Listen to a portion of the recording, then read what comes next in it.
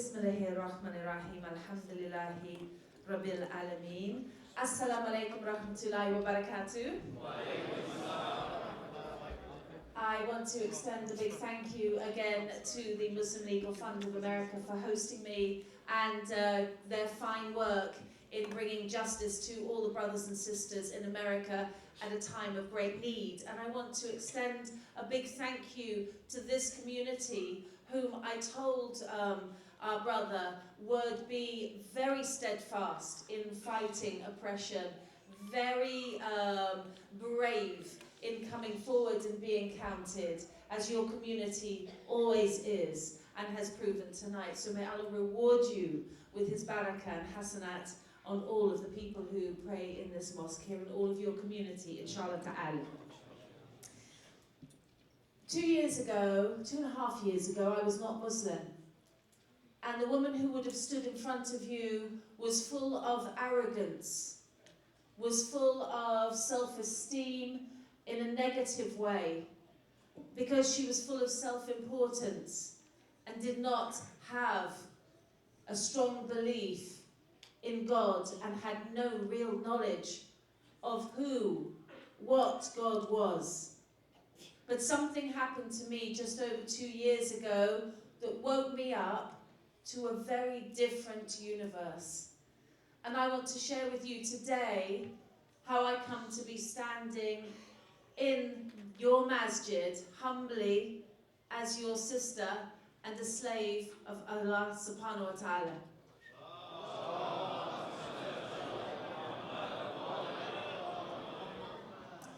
I grew up in North London to Christian parents. We can say they were secular Christians. My father is and was an actor. His name is Anthony Booth. He was a Catholic when he was growing up, but as he grew up, he lost his faith. So when I was a child, he expressed his faith only when he was drunk, by singing Catholic songs. My mother was a superstitious Christian, so she would never pray, never go to church, but she would hang crosses in the house to ward off evil spirits. Into this household I was born. And brothers and sisters, it's interesting to note that I always remember praying. My youngest memory, around 4 or 5 years old, is of putting my little hands together and saying the words, "Dear God." Not "Dear Jesus," because I knew, even as a child, that God was ahad. There was one God. Not buy one, get one free God. Not two for the price of one God. And who knows what the Trinity's all about. One God who I asked to look after me as a child. And I remember the simple prayers that I used to make. One of them was this: "Dear God, please take my younger sister away." She was very naughty, my younger sister. But you know, it's very hard to hold on to the rope of Iman in the secular West, in our society where you are today.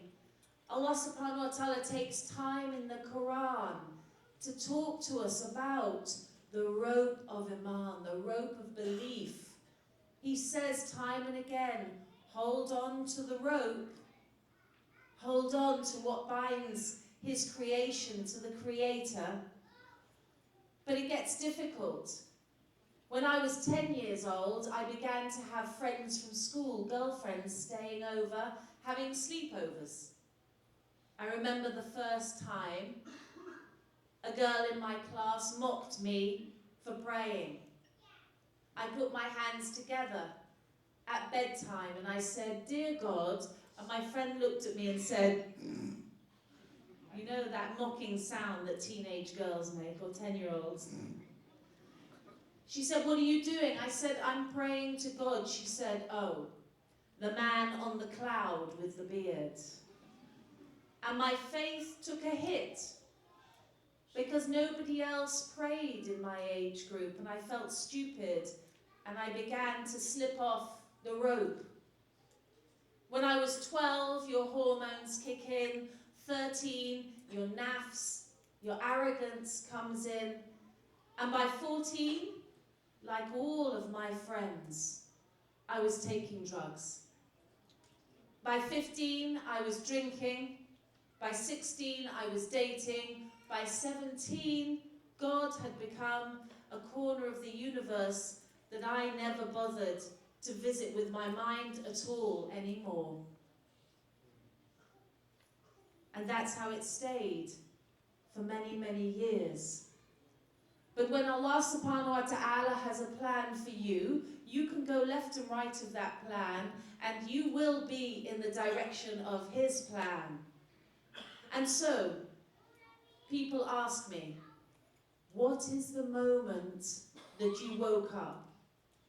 What is the moment when suddenly something changed in you and your life went on a different course? And I've thought very hard about that. And I can tell you that moment now. In the year 2000, December, I was sitting in front of my television screen with my 1-month-old baby daughter Alexandra. And an image came on the evening news. And that image burnt itself into my eyes. And even now I can see it perfectly. And this is the image. It's of a young man who is 15 years old. And all I can see is his back, because his back is to the camera. The cameraman is behind him taking the picture. And the young man has a stone in his right hand. And he looked to me, sitting in my living room, so heroic, because that young boy was standing so straight, and that arm was so strong, and that stone was so powerful, you couldn't believe that just meters away was a tank pointing its gun at that boy, because he showed no fear. And that boy, the newsreader told me, came from a place that I'd never heard of called Gaza. And a place in Gaza that I'd never heard of called Rafah, refugee camp. I want you to hold on to those names, Gaza and Rafah, because when Allah has a plan for you, you will match His plan. I looked at that photo and I didn't know it, but just 9 days later, that young boy, Faris Odeh, would be dead. Shot in the neck by an Israeli sniper, he bled to death on the ground of the refugee camp where he was born, and the world didn't mourn his passing. Now that picture is the only explanation that I have for what happened next. Because 5 whole years passed, I had another baby, I became quite a well-known journalist by this time. I was working for a newspaper called The Mail on Sunday. Its sister paper is the Daily Mail. You can think of it as the Fox News of Britain. Not very Islam-friendly. I was one of its featured journalists. And in 2005, for reasons that I can never explain, I asked my editor to go to Palestine. I marched right into his office and I said, Peter, I want to go to Palestine next week and report on the elections. And he said, fine, here's all the money you need. We'll give you 4 pages of the magazine. See you in 2 weeks. Suddenly, I found myself outside Tel Aviv airport. I was on my way to the West Bank. I'd never been to the Middle East. I didn't even know it got cold in Palestine in January. So I had the wrong clothes. I thought it was like Dubai.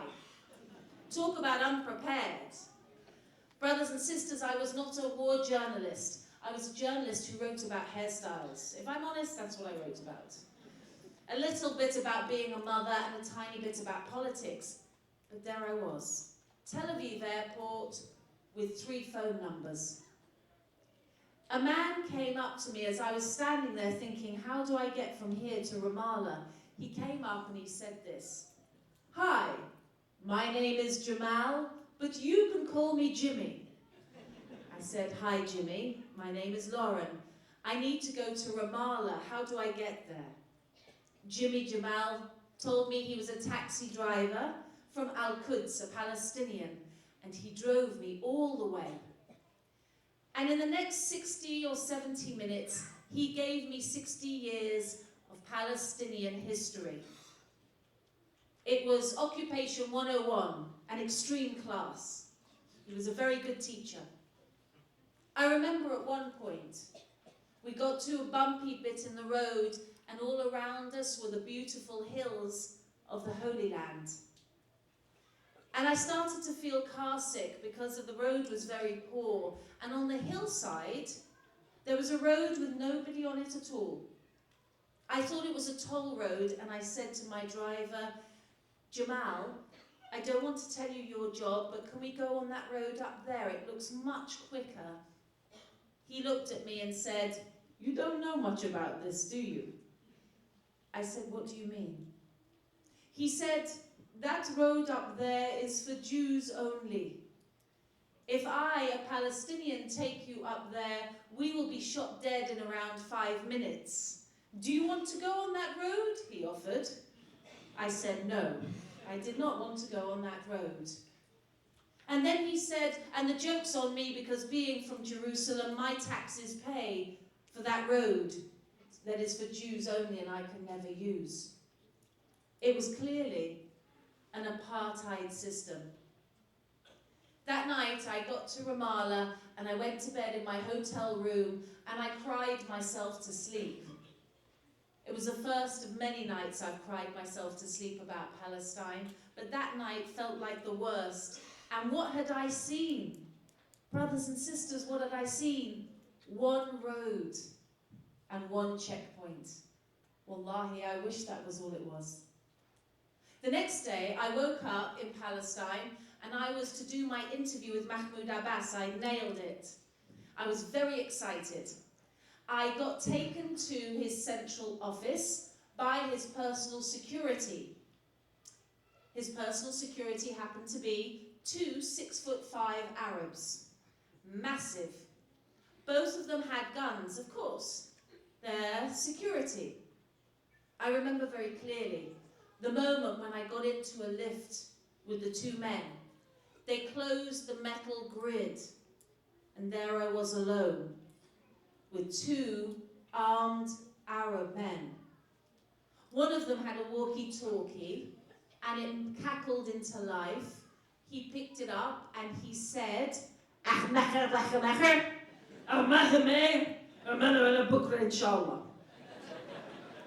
really sorry, I don't mean to be racist. That's what Arabic sounds like to English people.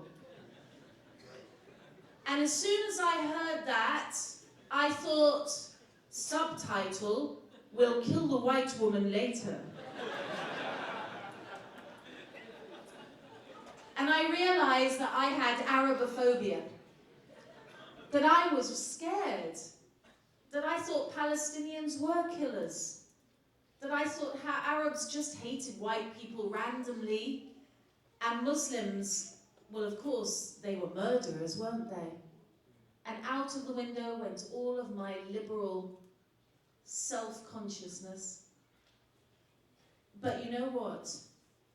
They say a week is a long time in politics, but 72 hours in Palestine is a very, very long time. And just 3 days later, because of the kindness and the beauty of the people I met there, I realized that I would give my life for any man, woman, or child that I met. Such was the love that had developed in my heart for the people of Palestine in just 3 days. Subhanallah. Subhanallah. Let me give you an example of how that came about. On my second day, I was in an area of Ramallah called Manar. And as I said, I didn't have a coat. And an old lady came up to me and she grabbed my arm and she said, yalla, yalla, yalla, yalla, yalla. Which means, come on, come on, come on. And she took me into a little house and she opened a wardrobe. And in the wardrobe, she took out a coat and she put it on me. And she took out a little case and she put some jumpers in the case, some sweaters. And then she showed me to the door, gave me a note with her phone number and said, Salamu alaikum. And there I was standing outside thinking, what is this? These people are incredible. That old lady just didn't want a stranger in her street to be cold. Everywhere I went, I was met with the same level of generosity, a level of beautiful friendship that we know from ancient times in Islam and exists today. Alhamdulillah. When Allah has a plan for you, you will go in the way of that plan. When I got back home, I was changed. I told my husband, we have to do something about this Palestinian question. We have to change the world. We have to, he said, I'm with you, but you know your career will be ruined, and they're not your people. And anyway, aren't they Muslim? You don't know anything about it. Everybody around me said the same. And I tried to back off, I did. But Allah would not let me. In 2007, I got a really strange phone call and it surprised me. I was getting on with my life, I was writing my columns. By this point, we had a nice house and we lived in France. We had even had a little swimming pool for the children. I had no business going back to Palestine at all. The dunya had me, but I got a phone call. A man called Muhammad Ali. And he said to me, sister, come for a meeting in London. I have a question to ask you, and I was curious, so I went along. We met in a cafe, not bar, cafe restaurant. And he was there with his head of programming. And I'll show you how arrogant I was. Subhanallah. The first thing I did as I sat down with Muhammad Ali of the Islam channel was I ordered myself a bottle of wine. Not a glass, a bottle. Even if I was going to drink it on my own, I didn't care. Because I knew these men were Muslims, and Muslims are nice people, but you know what? It's their problem if they don't drink, not mine. Muhammad Ali, though, is a smart man, and Allah wanted to teach me a lesson. So Muhammad Ali looked at the bottle of wine. He said, sister, I don't care if you drink the wine, but I have two things to say. Firstly, the Islam channel will not be paying for it. And secondly, I will not sit here while you drink it. I will come back after you have finished the bottle of wine. Now, Muhammad Ali could have sat on the next table. This wouldn't have been too bad. He could have done that, and we could have shouted to each other, or he could have waited. No. He went outside the restaurant in the cold, and he stood there like this, watching me drink the bottle of wine on my own. And brothers and sisters, I felt something I had never experienced as an adult. I felt shame. I felt shame at my actions. And Allah subhanahu wa ta'ala tells us in the Quran, if you feel no shame, do what you like. But if you do feel shame, maybe there's some hope for you. I felt shame, and he offered me a job at the Islam channel when I refused the rest of the bottle. And he came and sat down, and I said, in my arrogance again, I will accept the job, but I have two conditions. Number one, please don't talk to me about Islam. I like your people. Oh, I was so condescending. I like your people. But I'm never going to be Islam. Never, never, never. Muhammad Ali looked at me and he said, Allah subhanahu wa ta'ala knows whether you will be Muslim, and you don't know. I said, Allah doesn't know and I know. Muhammad Ali shook his head. Allah subhanahu wa ta'ala knows what is written for you and you don't know. I said he doesn't, he said he does, I said he doesn't, they said khalas, okay. And I said there's one other thing. Don't ask me to wear hijab because I'll never ever ever wear hijab. Don't challenge Allah with definitives. Don't say I will definitely be there on Tuesday, much less I'll never wear hijab. How did that work for me? Remember the Titanic, sisters.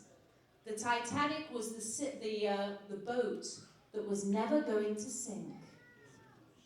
Allah knows, and we do not know what is written. Taking this job meant that I spent 2 years traveling the Muslim world. I got to meet some of the great academic stars in the Muslim world today. And you have to be moved by that. One man was Sheikh Riyad Saleh. He is the leader of the Islamic movement in northern Palestine. He came in to a hotel foyer one evening. I was sitting there to do an interview with him. And he walked in like this. Assalamu alaikum rahmatullahi wa barakatuh. I was confused. I thought, this is the Lion of Palestine? The Lion? He was so humble and so quiet. But when he began to talk in his flowing Arabic, I felt chills up and down my spine. And as I sat opposite him and he never looked me quite in the face, I thought, what an incredibly humble human being I was before. And when he wasn't particularly fascinated by my magnificence, I realized that he was with someone far more magnificent. He humbled me with his attitude, and I felt something from him which I now know the word for, and it is Iman. And the first time you feel that as a non-Muslim, it stops you in your tracks. But I was still not going to be a Muslim. I was interested in Palestine, I was working in the Muslim community, but it was never going to happen to me. I was, brothers and sisters, quite frankly, a happy sinner. And then in 2008, I got an email that would again change my life. It's funny how just 10 or 11 words can do that. But this email said this: would you like to go to Gaza by boat? If so, call this number. By this point, as I said, I had 2 lovely daughters, aged 4 and 6 years. I had a house in the south of France and everything I needed. I definitely did not need to be going and risking my life on a boat to Gaza, which was under siege, illegal siege by Israel. I read the email again, go to Gaza by boat, call this number. I printed the email out. I knew I shouldn't call the number, but I did. And a voice answered the phone. Hello, Osama here. I thought, blimey, I am not going to Gaza by boat with Osama. That would be the worst career move ever. Alhamdulillah, it was a different Osama. I went into my editor's office. I said, Peter, I want to go to Gaza by boat. He wrote me a check for expenses. He gave me 4 pages of the magazine. And when I got out of his office, I thought, I think he's trying to get rid of me. In August 2008, sisters, in August 2008, I arrived in Cyprus as a journalist. But a few days later, I would be a changed person. We had 2 very, very old fishing boats bought by the unknown Free Gaza movement. It's important for you to understand what this movement was. Gaza was under siege since 2005, the end of 2005. 1.8 million people unable to move, unable to breathe, unable to fish, unable to farm, unable to eat, to give their children healthy food or have enough water. We had 2 old fishing boats, the worst you've ever seen. In fact, our English skipper, he got on one of the boats and he said, "Go to Gaza on this? I wouldn't even go around the bay." The Free Gaza, if you steered to the left, it went right. In fact, I only found out 2 months ago the steering wheel was on upside down. I'm telling you, there's some Greek fishing guy having a laugh to this day about the amount of money we paid. And I believe to this day the only reason the Israelis didn't blow us up is because they thought we were going to sink. But you know what? In August 2008, 45 men and women from Europe and America, none of us Muslims, were willing to get onto 2 boats to try and break the siege of Gaza and bring some solidarity to the people who lived there. It took 36 hours. Everybody was sick.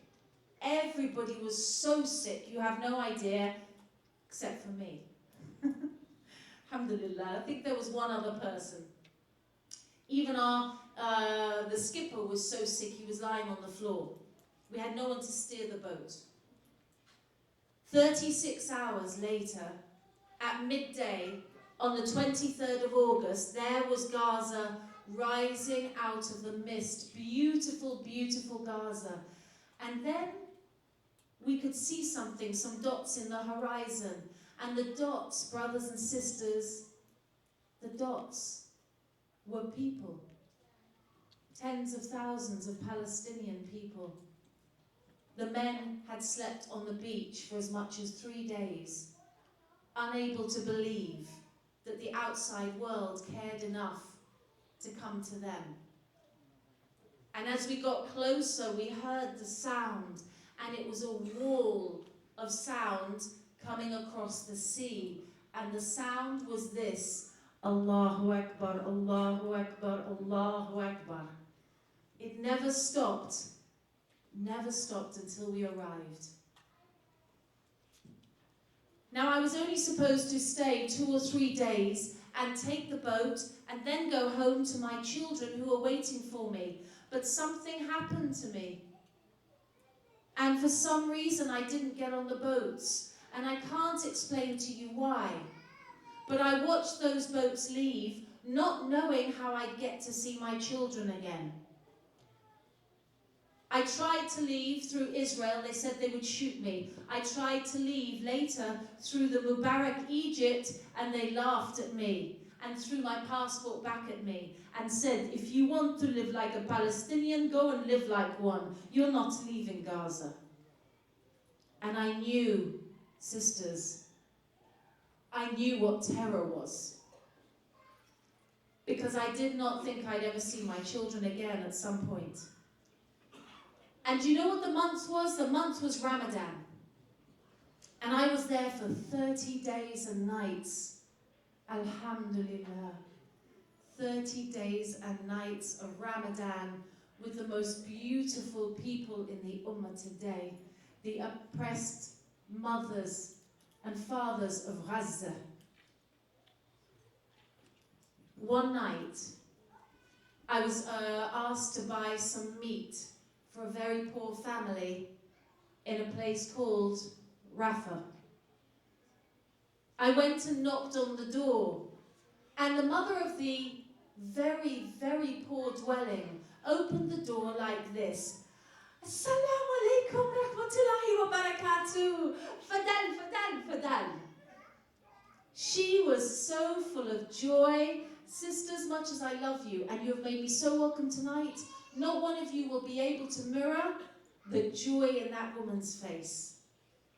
I know the word now, it is nur. She had light shining out of her eyes, light shining out of her skin. To look at her, you felt everything was okay.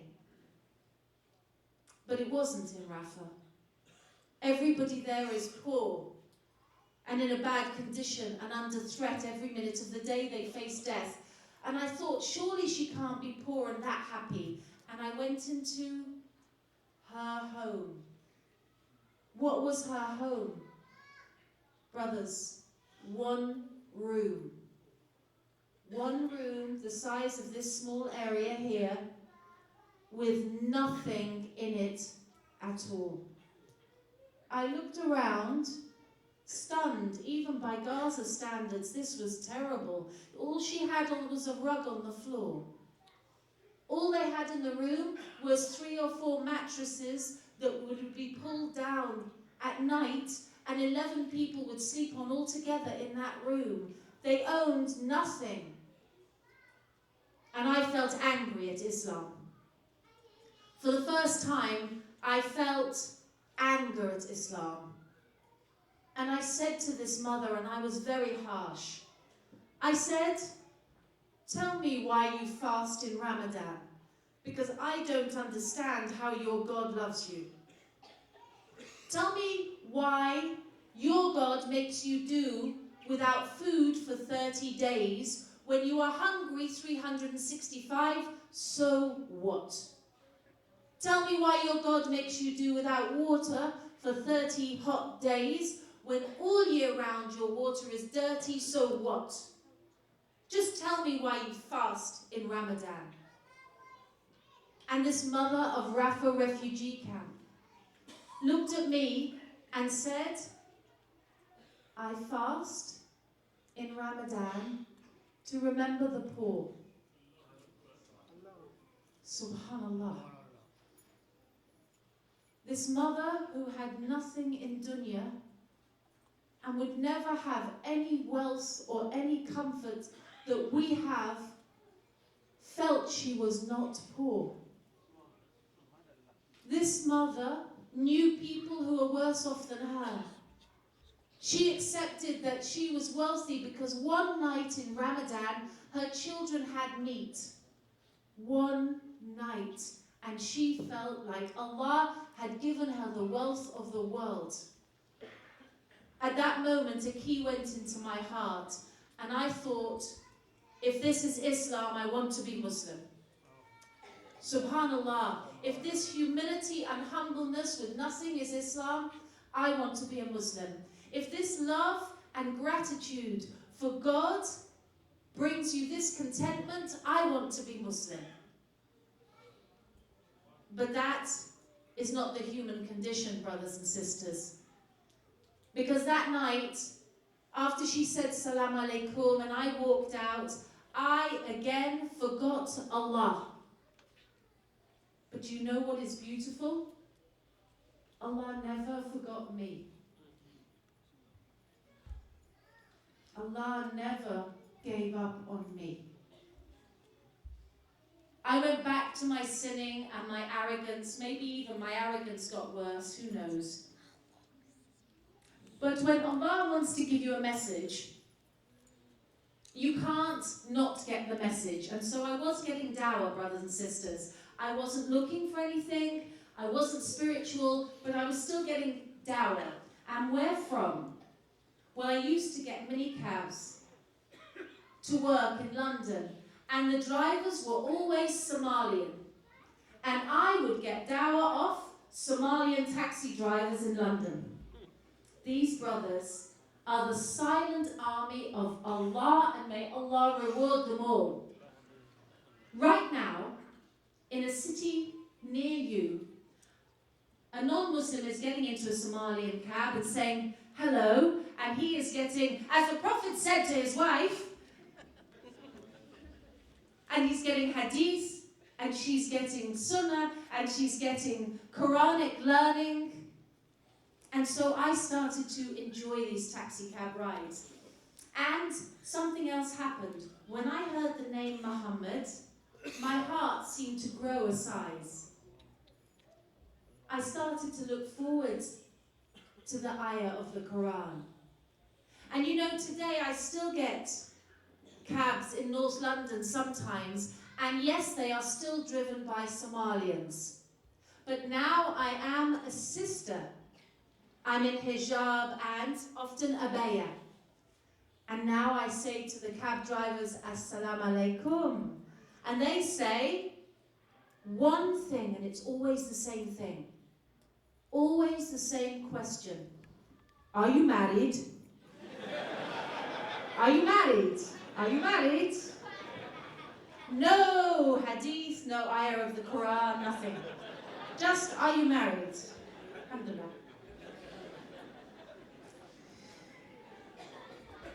In 2010, I was getting on with my life, but then something started to stir up in me around August, September time. I knew that there was an Al-Quds Day rally coming up in Tehran. I was working for Press TV, and for some reason the idea came to me I had to go. Now I want to tell you, I want to really get you to grasp this. There was no way that I could have suffered not going. This was like, I'd wake up in the morning going, I've got to go on that march. I've got to go. I don't care if they're not paying, I've got to go. Last thing at night, I'd go to sleep thinking, I've got to go on that march. How am I going to get on that march? I was obsessed. The thought would not leave my mind. I went into my director's office at the Press TV and said, I want to report on the march in Tehran. He looked at me like I was crazy. He said, you know Press TV's based in Tehran and we have reporters there. I said, yeah, but I'll do it differently. I'll do it in a special way. He looked at me and said, I trust you. I trust you. You go. Go. I did the march. I stood on top of a van and saw the sea of people chanting. I think this is what they chanted. No, I won't say it. Actually, no, I definitely won't say it. What am I thinking of? Alhamdulillah. But anyway, they were calling for freedom of Al-Quds and freedom for the Palestinian people, and it was a very moving experience. And the next day was my one day off. I was with a friend called Nargis, and she said, why don't we go to Esfahan? Esfahan is 5-6 hours from Tehran? Something like that. We headed off, and guess what month it was, sisters? Ramadan. This holy month when the gates of Jannah are opened, just enough for us to feel the light descending upon us, more than we do at any time in the year. And I, again, was in a Muslim country. You have to think, are you getting the message, Lauren? But I wasn't. I was still arrogant. We were driving to Esfahan, and my young friend Nargis said, you know what? My family's from Qom. Why don't we drive through Qom so you can see it? It's a lovely city, and the people there love their faith very much, and I want you to see it. I said, yeah, okay. Wallahi, as we got into Qom, the adhan for Maghrib went. And as the adhan went, we were outside a beautiful white mosque. One of the wonders of the Islamic world. I know now it's the Bibi Fatima Mezuma Mosque.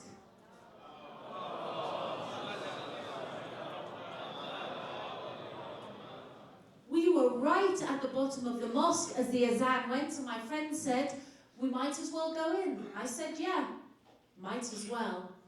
But Allah had a plan.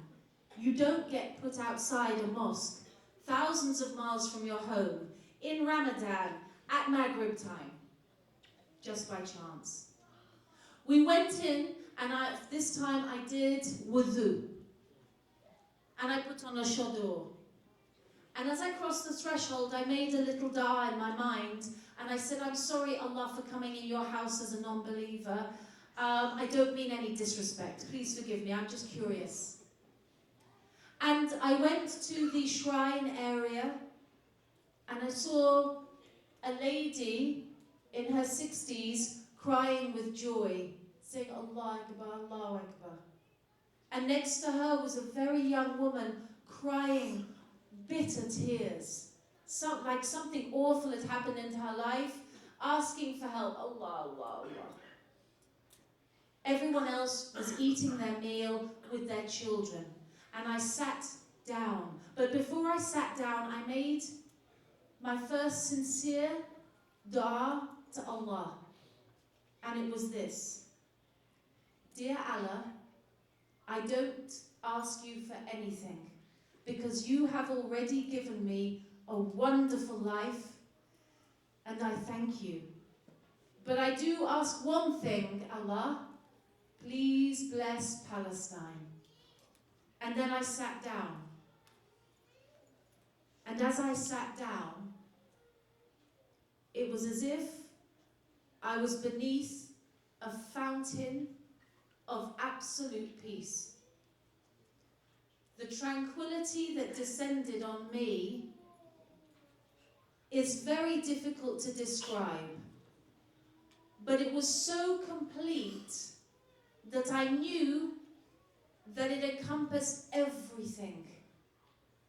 And I realized as I sat there, unable to move, because the tranquility descended with a weight and a lightness at the same time.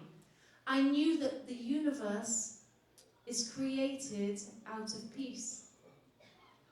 And I knew that all of the problems are made by us. We make the problems. We make the pain. The Creator makes the peace, and we make the pain. I sat there for a very long time, looking at my hands, and I forgot my name. And I forgot I existed. I was just a part of peace. And then some young girls started to come over, and they were maybe 19, 20 years old, beautiful Iranian girls with shining faces. And I was like this, and I just looked up, and they came and they formed a ring around me, and I don't know why. And then one of them asked Nargis, is this sister at peace? And I couldn't answer, because I didn't understand the question. If there is only peace, how can she ask me about not being at peace? What else was there but peace? I thought about it for a long time. I said, yes, I am at peace, yes. And then, one of these young women who I've never seen again, she put her hands on my shoulders, and she looked in my eyes, and she said, I love you. And wallahi, I don't know whether she said it in Farsi or English. All I know is that she said, I love you. And I thought my heart would burst with love. I felt that she was my mother and I was her grandmother. She was my aunt and I was her sister, and we'd known each other for eternity. Such was the love between us. And I realized, brothers, at that moment, that I was no longer a tourist in the Muslim world. That at that moment I'd been allowed to enter the Ummah. That I was feeling the love that travels around between believers every day. The love that Allah has put between us.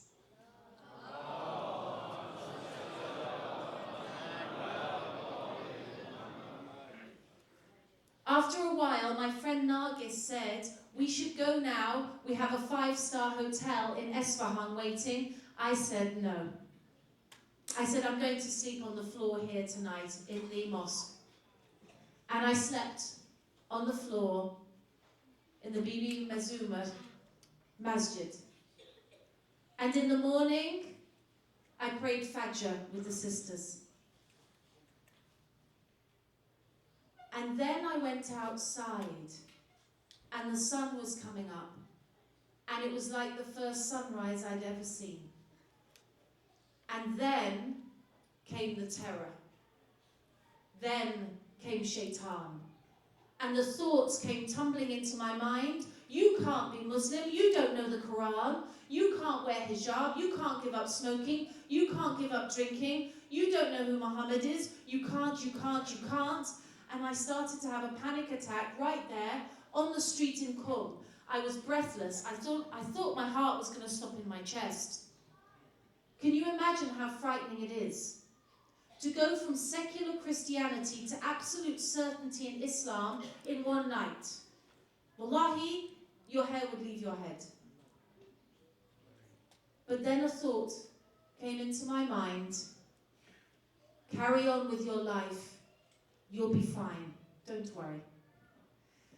And I took a breath and I was fine. I got into the car with Nargis and we drove towards Esfahan. But there was a problem.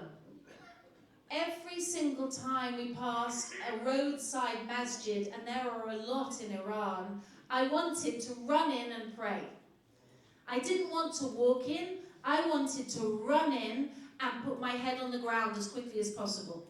So I kept saying to Nargis, is it time for you to pray? And she'd look at me saying, no, do you want to pray, Lauren? And I'd say, don't be stupid, I'm not Muslim, don't be ridiculous. I wanted to pray. I needed to pray. We got to Esfahan, we spent not even a night before we came back, and then at last I was alone in Tehran, in a hotel, and I did my first prayer on my own, and it went something like this, Allahu Akbar, Subhanallah. And when I put my head to the floor, I cried for a very, very long time. And all I said was two things. Thank you, and I'm sorry. And I said them over and over again for a very long time.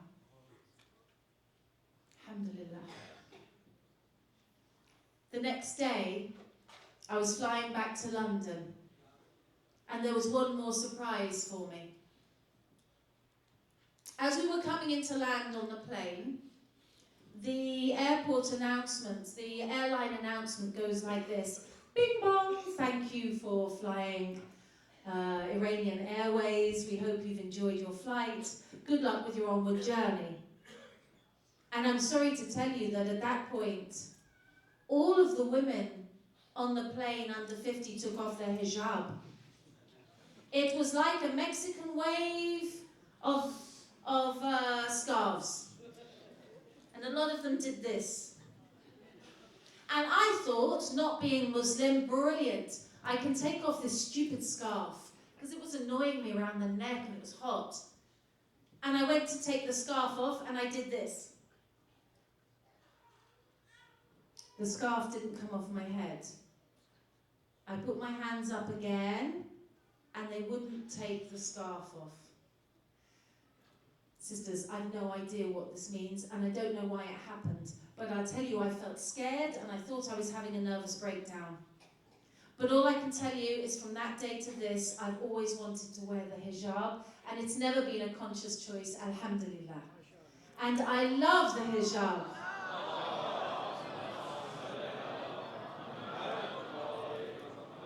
7 days later, I went into a masjid in London and I said, La ilaha illallah Muhammad Rasulullah.